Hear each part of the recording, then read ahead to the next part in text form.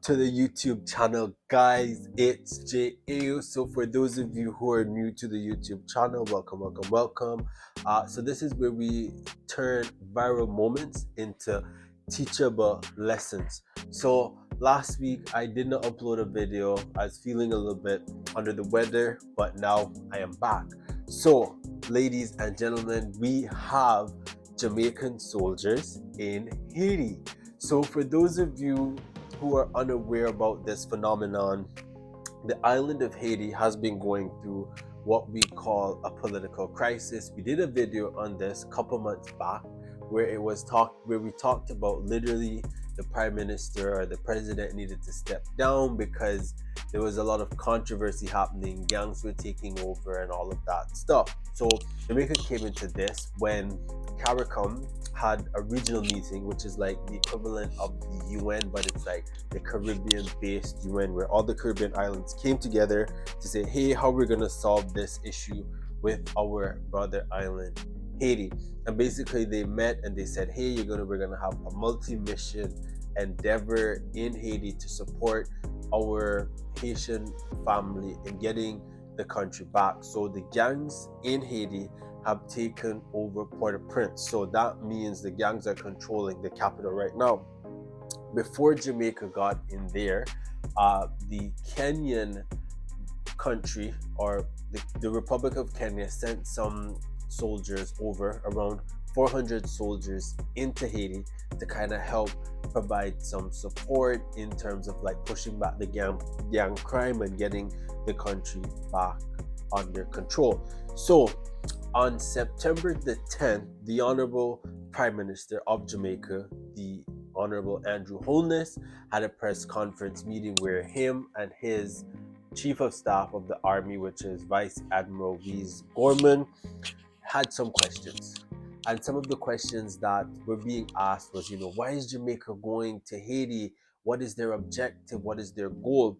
And to be honest with you, I wouldn't say that the Vice Admiral was taken aback at the question, but she might have been, I wouldn't say rattled, but just wasn't prepared for all the questionings that were happening. But what we were able to ascertain was that on the 12th of September, 20 Jamaican soldiers were deployed to Haiti, in addition with what we would say 5 police officers of the Jamaica Constabulary Force.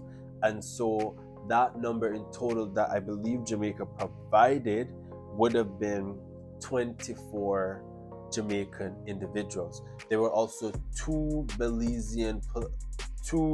I believe, Belizean soldiers also with that contingent at the end of the day.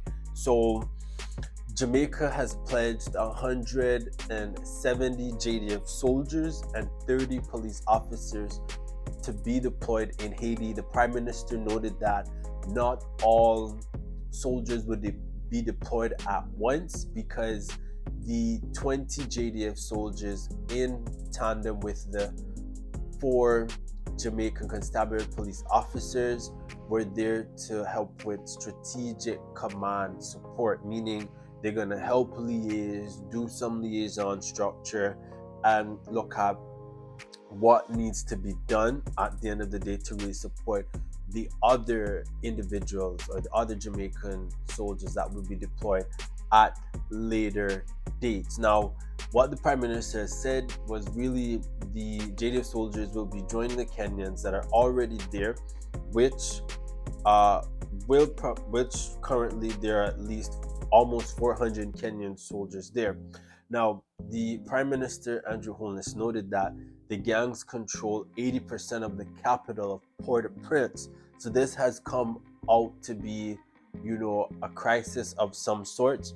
So overall, the mission of this support, separate and apart from Jamaica's participation, there's supposed to be 2,500 personnel expected in tandem with the Jdf soldiers and the Kenyans. So you have people from the Bahamas, Bangladesh, Barbados, Benin, and Chad who will make up the 2,500. However, it was not clear when this would happen. Now, the Jamaican Vice Admiral Weems Gorman commented and said that the soldiers deployed are there to support the command element of the Haiti operation, and it would take up key appointments to bring the interests of Jamaica to the forefront.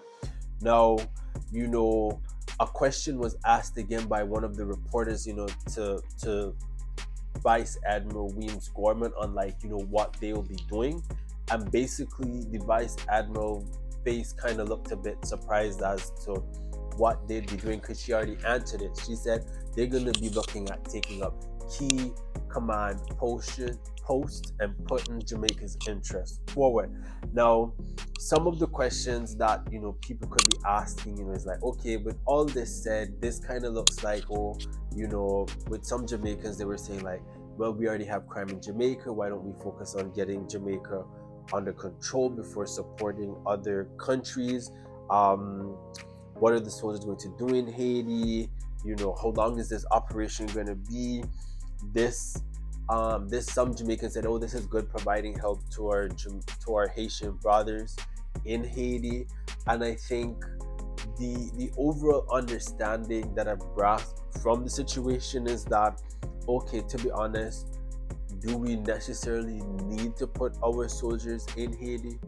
Probably not, but it's good to help out a neighbor in need. And I think that's the approach that the Prime Minister and the Vice Admiral, who is the Chief of Staff of Jamaica's defense, is viewing it. That yes, we probably could have used these resources, but somebody else needs them, and that this is the community that we live in. And the Prime Minister made mention of what you would say is that if you leave an issue lingering long enough, it becomes a bigger issue. So instead of waiting for I guess Jamaica to be overtaken by gangs and other illegal activity, they want to work on dealing with Haiti and making sure that that doesn't get out of control.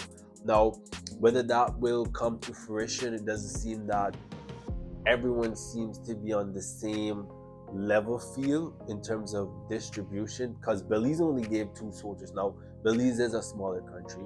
Barbados is supposed to give, and the Bahamas is supposed to give. There are strategic alliances with the United States and the Canadian government as well, who's also been supporting this mission. I think the lesson to take away from this is, while we can all pass around blame to say why something isn't working well, it's different when you put yourself forward or you provide support to say, let's work together, let's look at achieving and helping someone in need. And I think that's the approach that is being taken, and I think it should be commended, because not everyone would want to give their soldiers if they are needed in their own country. I think this is a big commitment for Jamaica. It's showing Jamaica's stance on democracy and good governance, and supporting those principles of good governance and democracy. So kudos to Jamaica for that. I know there could be some other controversial things about it, and I won't be getting into that because I don't think this is the time and place for this. But anyways, guys, the lesson and the takeaway for this is pretty much do unto others as you'd want them to do unto you. You would want people to help Jamaica if Jamaica was in a dire strait or situation like that. So I think this is where Jamaica is going, and Jamaica is primarily trying to step up and put its mouth where its actions are, and really see how they can turn things around. Don't forget to like, subscribe, and share, and I'll see you in the next video.